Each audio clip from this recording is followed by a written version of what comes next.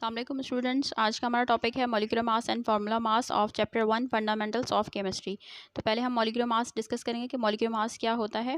Molecular mass is the sum of atomic masses of all the atoms present in one molecule of a substance. ठीक है, एक example हम ले रहे हैं nitric acid and carbon dioxide. So let's see how to calculate the molecular mass of nitric acid. ठीक है, तो हम HNO3 का जो है वो मॉलिक्यूलर मास कैलकुलेट कर रहे हैं। इस नाइट्रिक एसिड में जो है 3 एलिमेंट्स हैं, हाइड्रोजन, नाइट्रोजन, ऑक्सीजन। ठीक है, तो फर्स्ट एलिमेंट जो है हाइड्रोजन है। तो हाइड्रोजन के यहाँ पे कितने एटम हैं? 1 है। ठीक है, तो ऐसे लिखने की ज़रूरत नहीं होती। अगर हम लिखेंगे तो यहाँ पे हाइड्रोजन कितना है? 1 एटम है और एटॉमिक मास हाइड्रोजन का 1 ही है। ठीक है, जब एक एलिमेंट का हम लिख लेते हैं नंबर ऑफ एटम्स और उसका एटॉमिक मास, तो उसके बाद जो है हम प्लस का साइन लेते हैं, प्लस का साइन लेंगे। इसके बाद यहाँ पे नाइट्रोजन के कितने एटम हैं? इसका भी 1 ही है। नाइट्रोजन का जो एटॉमिक मास है वो 14 होता है, तो हमने 14 लिखा, ब्रैकेट क्लोज। ठीक है, सेकेंड एलिमेंट खत्म हो गया, उसके बाद जो है वो सेंटर में प्लस आएगा। फिर थर्ड जो हमारे पास ऑक्सीजन है, ऑक्सीजन के यहाँ पे 3 एटम्स हैं, तो हम यहाँ पे 3 लिखेंगे। ठीक है, और ऑक्सीजन का जो है एटॉमिक मास वो 16 होता है, तो हम यहाँ पे 16 लिखेंगे।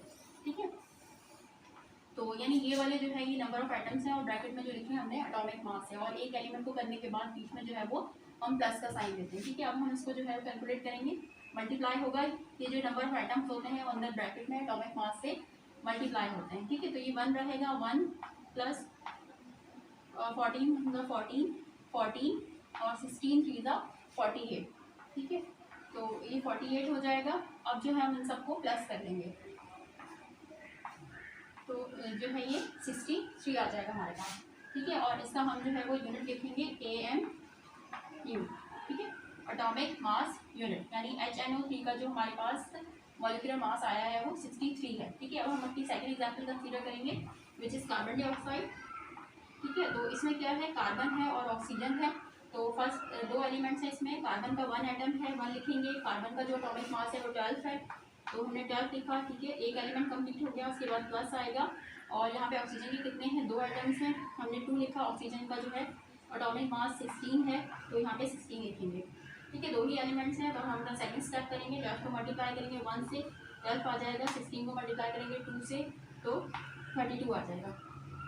ठीक है, अब हम इन दोनों को प्लस करेंगे तो हमारे पास 44 आंसर आएगा। ठीक है, और यूनिट इसमें लिखी जाती है AMU, एटॉमिक मास यूनिट। ठीक है, तो कार्बन का मॉलिक्यूलर मास आया हमारे पास 44 AMU। ठीक है, अब हम जो है अपनी सेकंड डेफिनेशन डिस्कस करेंगे which is formula mass. Formula mass क्या होता है? The ionic compounds represented by their formula units, so the sum of atomic masses of all atoms in a formula unit is called formula mass. ठीक है, तो basically formula mass जो term है वो ionic compounds के लिए use होती है, यानी अगर हम किसी आयनिक कंपाउंड का मास कैलकुलेट कर रहे हैं तो उसके लिए हम टर्म जो है वो फार्मूला मास यूज़ करते हैं। ठीक है, प्रोसेस सारा वही होगा, बस इसमें जो है वो टर्म का जो है वो बोलने का डिफरेंस है कि दूसरे कंपाउंड्स के लिए हमने जो है मॉलिक्यूलर मास की टर्म यूज़ की है। आयनिक कंपाउंड के लिए अगर हम कैलकुलेट कर रहे हैं तो उसकी हम फार्मूला मास की टर्म यूज़ करें। ठीक है, एग्जाम्पल जो हमने यहाँ पे ली है वो Al2SO4 है, एल्यूमिनियम सल्फेट की एग्जाम्पल ली है। तो अब हम इसका जो है वो फार्मूला मास कैलकुलेट करेंगे। Let's see. ठीक है, तो स्टूडेंट्स अब हम जो है वो Al2SO4 का जो है वो फार्मूला मास जो कैलकुलेट करेंगे। ठीक है, तो लेट्स स्टार्ट।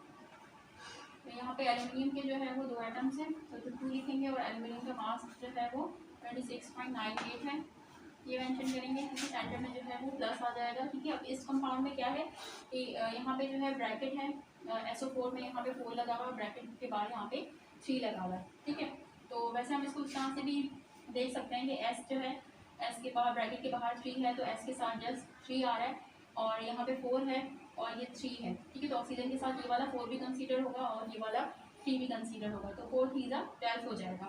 हम इसको यहाँ से देख के भी ले सकते हैं, लेकिन आपके आसानी के लिए हम इसको जो है स्टूडेंट्स अपनी आसानी के लिए पहले इसको थोड़ा सा सॉल्व करके लिखे हैं, जैसे हम मैथ्स में जो है वो मल्टीप्लाई वगैरह करते हैं उस तरह से। जैसे अगर हम 3 को अंदर मल्टीप्लाई करवाएंगे तो जो है ये S3 हो जाएगा, और यहाँ ऑक्सीजन से मल्टीप्लाई करेंगे तो 4 3 12, तो ऑक्सीजन क्या हो जाएगा यहाँ पे?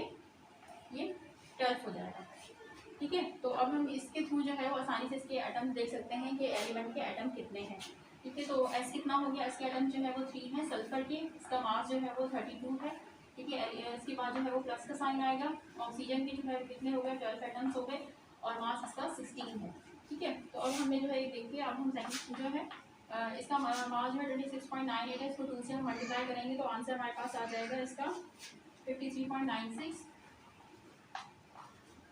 ठीक है। उसके बाद बीच में प्लस का साइन आएगा, 32 को जो है हम 3 से मल्टीप्लाई करेंगे तो हमारे पास आंसर आ जाएगा 96, और 16 को हम 12 से मल्टीप्लाई करेंगे तो हमारे पास आंसर आ जाएगा 192।